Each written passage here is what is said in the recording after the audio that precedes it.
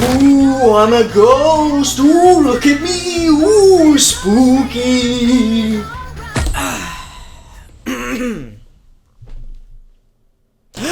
Mostly Ghostly is a 2008 RL Stine movie about a boy who sees ghosts and has to help them defeat an evil spirit named Fears. Mostly Ghostly also had 2 sequels that continued the story, but recasted everybody except one girl.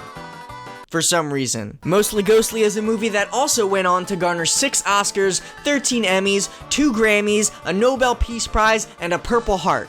Mostly Ghostly is also my favorite Halloween movie of all time. Me and Katya also got a bit tipsy and reacted to it in this separate video. So to celebrate the spirit of Halloween, allow me to show you Mostly Ghostly, Who Let the Ghouls Out. Yup, that is the full title. So let's dive right in. So the movie starts off with a sweeping shot of the town, showing the parents of the main character, and finally revealing the movie's main villain. A crow. But before you say something like, well, that's just a crow, how could that be the main villain? You gotta keep in mind that if you look at this movie's IMDb, the crow is actually played by Hitler.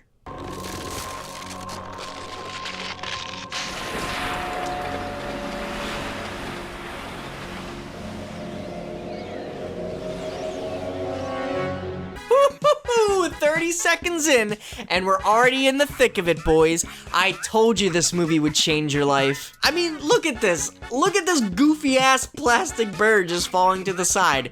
This is the level of editing that we will be graced with for the rest of the movie. You thought my intro was weird looking? We're just getting started. So this fine, personal space-invading gentleman is named Fears the Animal Traveler. Get it? Because he's like fear, but with a PH. Because he's certified fat with a PH, as the 90s kids say. And the animal traveler part, well, I don't think I need to explain that considering the scene, but he travels through animals, and when he wants to appear, he just cracks open their skeleton like he's making an omelet. It sounds horrifying, but not when the effect looks like this, I tell you that much. Anyway, he goes around the house looking for God knows what, and he comes across this nerdy magician kid, aka Max, our main character. Max is practicing for a magic act he's gonna perform at his school, and Fears is completely unimpressed. That is until Max utters the magic words, ooh. I must have forgot to say the magic words. From the light of earth, the dark descends. Should they return, that all depends. Who is this mortal that dare utter those words? To which Max now returns the favor by not giving a single fuck about this guy. We don't know yet why he's triggered by those words, but Fears heads off, and we learn a bit more about Max, our main character. He has an annoying bully of an older brother. Wait until YouTube gets a load of this. No. Hi, yes, hello, that's me, thank you, that's my job. He makes little quippy remarks every time he speaks. You know the best magic there is? Colin remembering to flush. His dad is obsessed with sports, and his mom is a professional dog trainer. Come on, Buster, sit. Sit. Lie down. Roll over. Speak. Please. She's really good at it. But most importantly, the one thing you should know about Max Don't scream. is he is a big coward. Like a huge wimp. Oh. Here, don't hurt me. Here, take my dog. Take my dog. You can take him. And a horrible pet owner. I just want to pause real quick to say, I love this script. Of course he's gonna get horrified by a pile of laundry, and of course he's gonna try to sacrifice his dog to it. That's the kind of corny shit that I adore from this movie, and I will keep reminding you how much I love it. Am I a man or a mouse? I do like cheese. So after getting scared by literally everything in his basement, he starts hearing noises coming from his wall and decides to investigate, leading to our first big scare. Mom? Dad? We have mice with really big hands! Ah! Now you may have a few questions, like for example, where did that hand come from? Why did Max think it was a mouse? How come he screamed more at the laundry than he did at the fucking demon hand coming out of his wall? Well, ladies and gentlemen, I assure you that this next scene where they cut back to Fears will leave you with about 20 more questions. And keep in mind, we are 10 minutes in, so everything he's about to say has zero context. Just listen. I am angered. Mr. and Mrs. Rowland have been banished for eternity, but their children, Nikki and Tara, are still out there. If they have knowledge of the chant, the expulsion spell, and if they find the castaway ring, whose stone has the light of 3 suns, they could banish us to the depths of the earth. But children, please. I realize you are in eternal pain, but just try, please, to walk it off.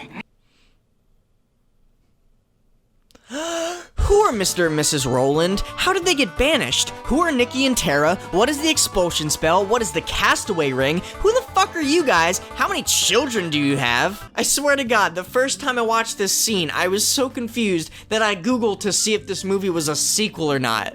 But no, it isn't. They just decided to give all their exposition like that. It's like if you walked into History 101 and the teacher went, yeah, I could talk about the Neolithic era and how ancient Egyptians invented agriculture. But have y'all ever heard of jazz? Yeah, I think we should start a jazz. What, Frank? Question?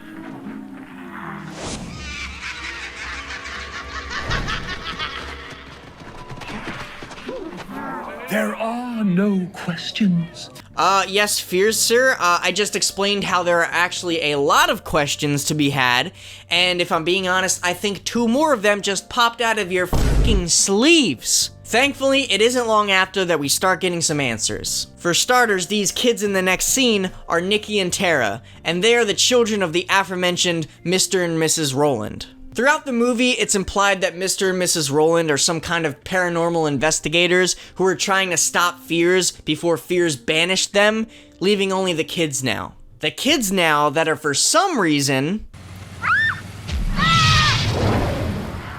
ghosts. They don't know how or why they became ghosts, and spoiler alert, we never find out how or why they become ghosts, but nonetheless, Fears is trying to get rid of them so they don't find the expulsion spell to banish him. Which is where Max comes in, because those fun magic words at the beginning that triggered Fears is actually part of the expulsion spell. Oh, I get it now. It's all starting to make sense. So now that all of that exposition is out of the way, now we can focus on Max as he goes off to school.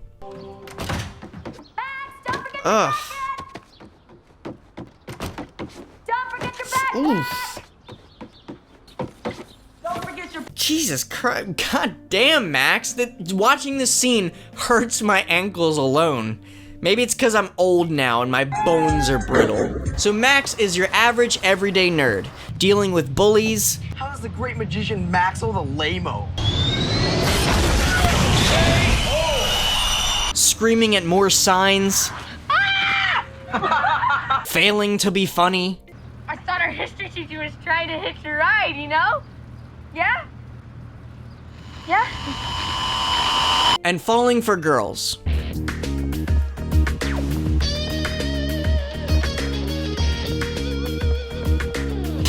You know, just your average everyday middle school.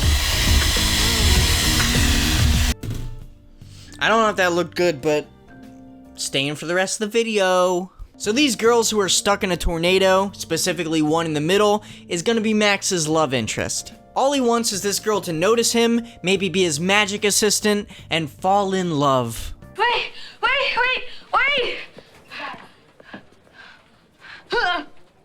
Were you going to talk to Tracy? It's my right as an American citizen. I hereby waive all my rights. But everything changes once it's revealed that Nikki and Tara can only be seen by Max. Dad? We're not alone. Oh my god, some of these lines are so perfectly delivered. Dad, we're not alone. Another thing about Max is he doesn't know how to take anything into another goddamn room. Hey, if you can hear us, say weenie, weenie, weenie. Weenie, weenie, weenie. He's perfectly fine with them just thinking that he's crazy rather than step 20 feet to the left and talk to them there. Where are our parents? Who are your parents? Buddy, they're your grandpa and your grandma. Come on now. When they finally step in another room, Max and Tara reunite with another ghost they knew to try and figure out what's going on. And Max, being as charming as ever, is a true gentleman. Would you like some eggs? Sure. Probably make him better than Mom, even though you are dead. Good job, Max. You're as stable as ever. And finally, they start figuring out the severity of the situation. Your parents, they found the tunnel. They locked up all the evil ghosts, but Fears, he plans on letting them all out. Only the living can go into the tunnel and return. Only the living can help. Upon hearing this, Nikki and Tara decide to threaten Max into helping them. And they do this by... I'll show you what ghosts can do if they don't get the right answers. Oh god, is this gonna turn into The Exorcist?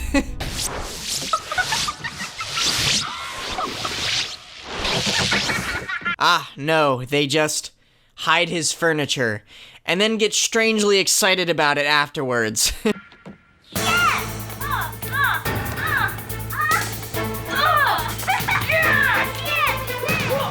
Okay, first of all, chill. You guys moved some furniture around, probably the least intimidating thing a ghost can do. But second, come on guys, you don't have to get Max in trouble for this. What if his mom walks in to an empty living room? What would she think of this? Hey everybody, I'm home. Whoops, wrong house. Never mind, she forgot which house was hers, and it took her an entire minute to figure out that mistake. I just had the weirdest deja vu thing. And I thought I was in the wrong house. I love this fucking movie. So Max agrees to help them, and they figure out that they need to complete the expulsion spell, as well as figure out where the tunnel is that all those spirits were in. He then takes his dog Buster out for a walk, and so ensues my favorite scene in any film ever. I'm just gonna let you guys watch it, cause, oh my god.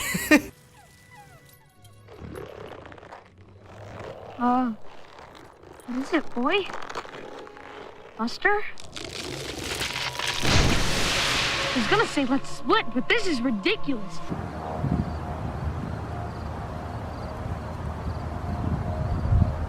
Yes! My man Max watches his dog fucking die, just get split in half, and he has the balls to say right to its face, I was gonna say let's split, but this is ridiculous. I don't think you understand how happy this scene made me. I was crying laughing when I first saw it. And the best part is, he doesn't let up. He keeps going with it. Fears starts threatening Max's parents, and what does he say? When was the last time you saw your parents grovel for mercy? My cousin Skeeter's piano recital. What? And finally, when Fears leaves... Buster, did you see any of that? Or at least half of it? Woo! Way to go, Max! Comedy comes in threes! I need to know if I'm the only one that loves this scene so much. It is permanently burned in my brain, and now all I want is a tattoo on my chest of Buster split open that just says, I was gonna say let's split, but this is ridiculous. The movie could have ended right there, and I would have been completely satisfied. But no, the movie just keeps on giving.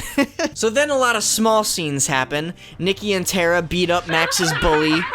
Max's crush agrees to be his magic assistant. They find the tunnel in his basement. And Fears infiltrates the school trying to capture Nikki and Tara.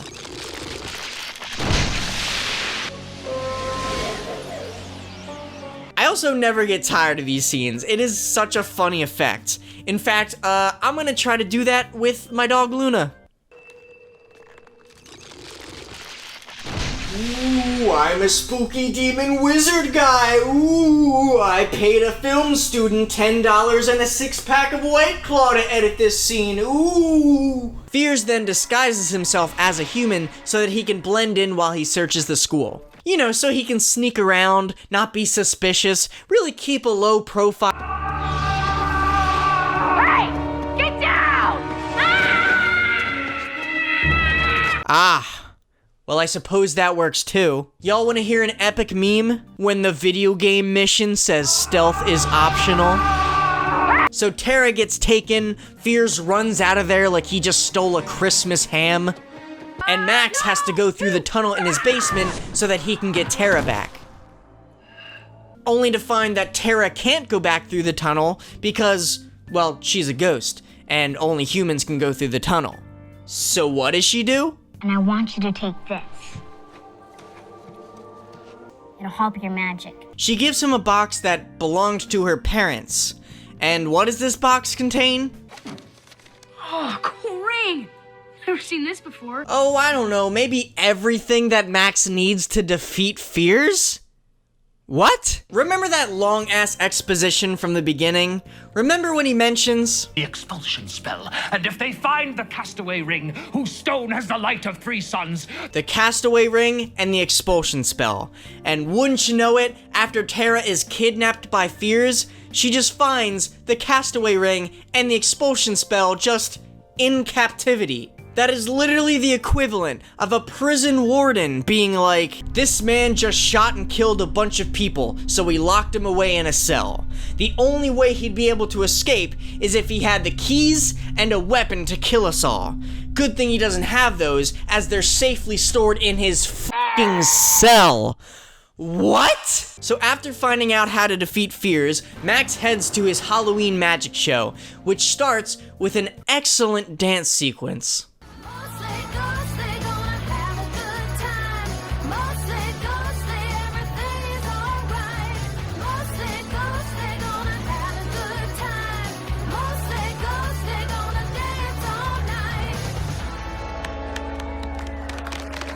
And then with the help of Nikki, Max puts on an excellent magic act.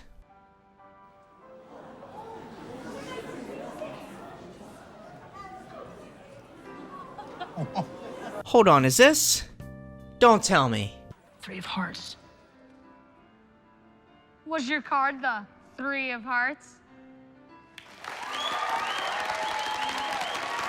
I love how the audience is so much more impressed with a simple card trick than he is, you know, making a deck of cards float through the air to the audience. Priorities, people. That's a little bit more impressive. Finally, Fears reveals himself, this time through a cockroach. Because of course, and being at full power, now everybody can see him. He starts releasing the evil spirits, and they start terrorizing the town. And then this little scene happens. Mom, there's real ghosts out here. Oh, honey, you know there's no such thing as ghosts. Hey, leave my mom alone. You wanna know something really funny about this scene? That little girl is actually Noah Cyrus, aka Miley Cyrus's little sister. And in any other case, it might just seem like a fun little cameo, considering that's her only scene. But if you were to watch the trailer for this movie, starring Madison Pettis, Ali Lohan, Cat got your tongue? and Noah Cyrus. Hey, Mom, there's real ghosts out here. they try to advertise her as one of the main characters. Poor Max didn't even get a name card, even though he's the main character, but you know Noah Cyrus did. Anyway, the ghosts arrive at the school and start terrorizing the audience. Where's my sister? how accommodating. Nikki, you dumb fuck. Tara, you dumb fuck. And then the expulsion spell reveals itself, and it all leads to this moment. The light of earth? The dark descends? Should they return? That all depends. When hands point up to moonlit skies, on 10-3-1, the darkness dies. All of the trials and tribulations, the emotional highs and lows, all of the poorly timed quips as you watch your dog die, all of it is leading to this moment. He reads the spell, the audience joins in, and a portal opens up that starts sucking the ghosts in. All of you, don't send me back! Don't send me back! No! Nikki and Tara hold him up to look like an awkward, flimsy Jesus Christ, and the audience loves him. Yes, I am so proud of my man. Such a happy ending for our boy Max. Unless... Uh-oh, sequel bait. Maybe we'll get Mostly Ghostly 2 with an almost completely new cast. Or Mostly Ghostly 3 with also a completely new cast. I actually haven't watched them yet, so maybe that'll be next Halloween? But oh gosh, what a treat. What a roller coaster of emotions, and I'm just so glad I was able to share it with all of you. It genuinely became one of my favorite Halloween movies just because of how stupid and weird, but fun it is. Also, like I mentioned in the beginning, me and Kati got a bit drinky drank and reacted to the entire movie, and I'll put that video out alongside this one, so if you want to see more scenes that I didn't talk about, watch that video. But with all that being said, thank you so much for watching. Again, let me know what you thought of this video in the comments, or what videos I should do next, or movies I should do next. I appreciate you all greatly, and I hope to see you all in the next one. Bye.